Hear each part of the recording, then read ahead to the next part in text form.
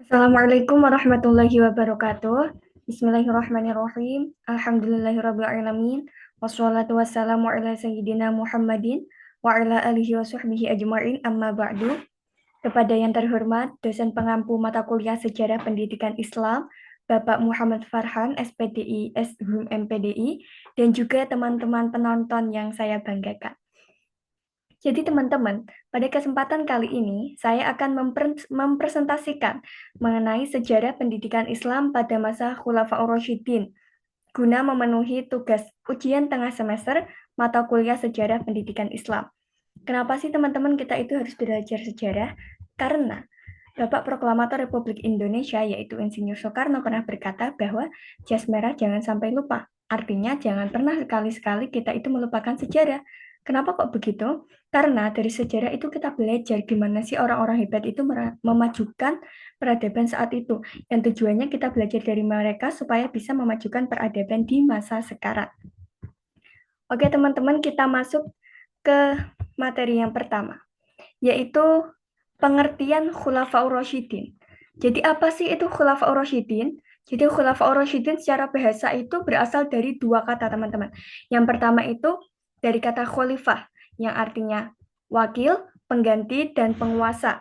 Dan juga istilah imamah atau pemimpin di suatu pemerintahan. Kemudian menurut Ibnu Khaldun, khilafah adalah tanggung jawab umum yang sesuai dengan tujuan syara atau hukum Islam yang bertujuan untuk mewujudkan kemaslahatan dunia dan akhirat bagi umat Islam. Sedangkan khilafah adalah bentuk jamak dari kata khulafa atau kholaif yang artinya orang yang menggantikan kedudukan orang lain. Kemudian yang kedua berasal dari kata ar-rasyidin. Ar-rasyidin sendiri itu berasal dari kata rosyadah yang artinya cerdas, jujur, dan juga amanah. Rosyadah itu berasal dari kata rosyid dan jamaknya rosyidun yang artinya orang-orang yang cerdas, jujur, dan juga amanah. Dari pengertian secara bahasa itu tadi dapat disimpulkan bahwa Khulafaur Rasyidin adalah para pemimpin yang menggantikan kedudukan pemimpin selanjutnya dan menunjukkan sikap yang cerdas, jujur, dan amanah. Pemimpin selanjutnya itu gimana maksudnya? Yaitu pimpinan yang diangkat sesudah Nabi Muhammad SAW itu wafat dan tugasnya adalah melanjutkan tugas-tugas sebagai pemimpin agama dan juga kepala pemerintahan. Dan Khulafaur Rasyidin itu ada 4 teman-teman. Yang pertama Abu Bakar As-Siddiq, kedua Umar bin Khattab, ketiga Utsman bin Affan, dan yang keempat Ali bin Abi Thalib. Yang kita bahas selanjutnya adalah mengenai pendidikan pada masa Khulafaur Rasyidin. Di sini ada visi, misi, dan tujuan pendidikan. Apa sih visi, misi, dan tujuannya itu? Yaitu melahirkan umat Islam yang memiliki komitmen yang tulus dan kukuh dalam melaksanakan ajaran Islam sesuai yang diajarkan oleh Nabi Muhammad. Kemudian kurikulum pendidikan selain Al-Quran, hadis, dan juga hukum Islam, pada masa Khulafaur Rasyidin itu sudah ada juga mengenai kemasyarakatan, pertahanan atau keamanan, dan juga kesejahteraan sosial, teman-teman. Kemudian ada sasaran atau peserta didiknya nih. Siapa teman-teman? Yaitu masyarakat Mekah dan juga Madinah. Selanjutnya ada tenaga pendidik. Jadi tenaga pendidik pada masa Khulafaur Rasyidin itu salah satunya ada Abdullah ibnu Umar, Abu Hurairah, Ibnu Abbas, Siti Aisyah, Anas bin Malik, Zaid bin Sabit, dan juga Abu Zar al-Ghifari.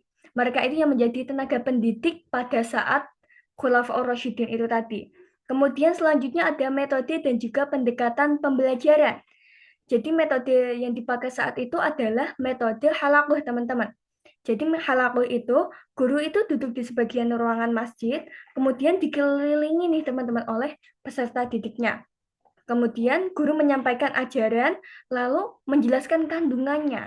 Sementara para siswa menyimak, mencatat, dan mengulangi apa yang dikemukakan oleh para guru. Dan halakuh ini sangat relevan teman-teman digunakan untuk zaman sekarang karena lebih paham gitu. Kemudian pusat-pusat dan juga lembaga pendidikan. Yang pusatnya itu ada di Makkah dan Madinah, kemudian ada di Mesir, Syria, Basrah, Kufah, dan juga di Damsyik. Lembaga pendidikan masih sama dengan Rasulullah, yaitu ada di masjid, sufah, kutab, dan juga rumah-rumah para sahabat. Selanjutnya, Pembiayaan dan fasilitas pendidikan. Yang pertama, fasilitas pendidikan. Pada masa zaman Umar itu mulai diatur nih teman-teman dan ditertibkan sistem pembayaran gaji dan juga pajak tanah. Tujuannya apa? Agar para guru dan pejabat itu mendapatkan gaji yang memadai. Kemudian yang kedua, telah ditetapkan juga kalender Islam atau Hijriyah berdasarkan Nabi Hijrah yang terhitung dari bulan Muharram sampai Zulhijjah. Dan yang ketiga, penambahan masjid dan juga pembangunan bendungan untuk menjaga arus banjir besar, juga mengatur pembagian air ke kota-kota supaya pendidikan itu berjalan dengan lancar gitu. Dan selanjutnya ada evaluasi dan juga lulusan pendidikan, yaitu bahwa kemampuan seseorang dalam menguasai bahan pelajaran itu dilihat dari kemampuannya teman-teman untuk mengemukakan, mengajarkan, dan juga mengamalkannya. Sehingga ilmu pada saat itu tidak terbatas hanya pada mengetahui teori saja teman-teman, tapi juga mengamalkannya, mempraktikannya. Seperti itu. Selanjutnya yang pertama nih, ada sejarah pendidikan Islam pada masa Abu Bakar As-Siddiq, yaitu terjadi mulai tahun 11 sampai 13 Hijriah atau 632 Masehi sampai 634 Masehi. Yang pertama, Kutab. Pada masa Abu Bakar As-Siddiq ini, lembaga pendidikan Kutab ini mencapai tingkat kemajuan, teman-teman. Yang berarti kemajuan lembaga Kutab pada saat ini itu terjadi ketika masyarakat Muslim telah menaklukkan beberapa daerah dan menjalin kontrak dengan bangsa-bangsa yang telah maju. Artinya dari segi lembaga pendidikan ini pada masa Abu Bakar As-Siddiq mengalami kemajuan, teman-teman. Kemudian yang kedua, masjid. Lembaga pendidikan yaitu sebagai lembaga pendidikan lanjutan setelah anak tamat belajar pada kutab. Istilahnya kayak naik kelas gitu loh. Dan di masjid ini itu ada dua tingkatan. Yang pertama tingkatan menengah dan yang kedua tingkatan tinggi. Kemudian apa nih yang membedakan antara tingkatan menengah dan juga tingkatan tinggi? Yang membedakan adalah saat kita ada di tingkat menengah, gurunya itu belum mencapai status ulama besar.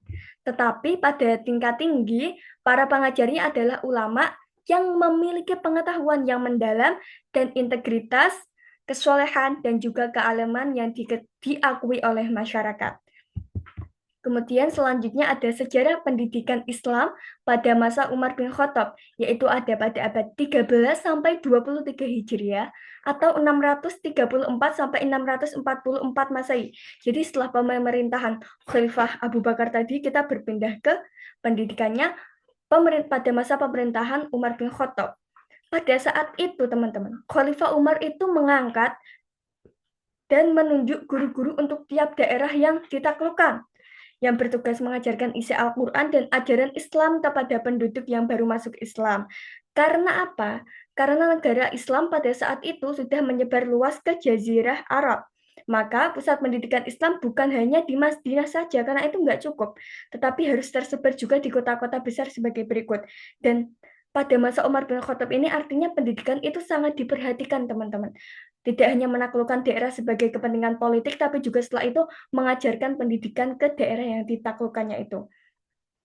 Dan kota-kota besar itu diantaranya adalah ada di kota Makkah dan juga Madinah atau Hijaz, yang kedua kota Basrah dan Kufah atau Irak, yang ketiga kota Damsyik dan Palestina atau Syria, dan yang keempat ada di kota Fustat, yaitu di Mesir. Selanjutnya, setelah Umar bin Khattab tadi, kita memasuki sejarah pendidikan Islam pada masa Utsman bin Affan, yaitu terjadi pada tahun 23 sampai 36 Hijriah atau 644 sampai 656 Masehi.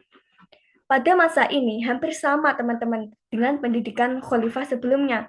Karena pada zaman ini itu banyak banget pertentangan terkait dengan banyaknya pemimpin-pemimpin yang diangkat dari keluarganya sendiri, kayak keturunan gitu loh. Jadi kayak masalah politik ini sudah ada pada zaman ini. Tapi pada zaman Utsman itu juga memiliki beberapa prestasi, teman-teman. Yang pertama yaitu ekspansi daerah kekuasaan, yang kedua pembukuan Al-Qur'an yang dikenal dengan Rasul Utsmani pada saat ini itu, ketiga politik dan pemerintahan, keempat militer, kelima perekonomian, dan yang keenam sosial, budaya, dan pendidikan.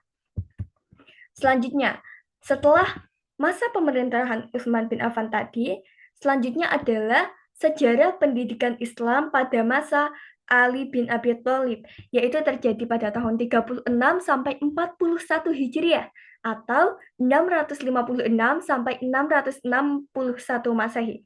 Pada masa Khalifah Ali ini, di bidang pendidikan tidak hanya itu, di seluruh bidang itu menghadapi banyak tantangan politik dan pemberontakan, termasuk perang Jamal melawan Aisyah, Tulhah, dan Zubair, serta perang Siffin melawan Muawiyah bin Abi Sufyan. Konflik ini terjadi itu salah satunya karena kematian dari Khalifah Utsman bin Affan yang dibunuh tadi. Maka saat ini terjadi konflik politik dan pemberontakan untuk mencari keadilan nih, gitu teman-teman.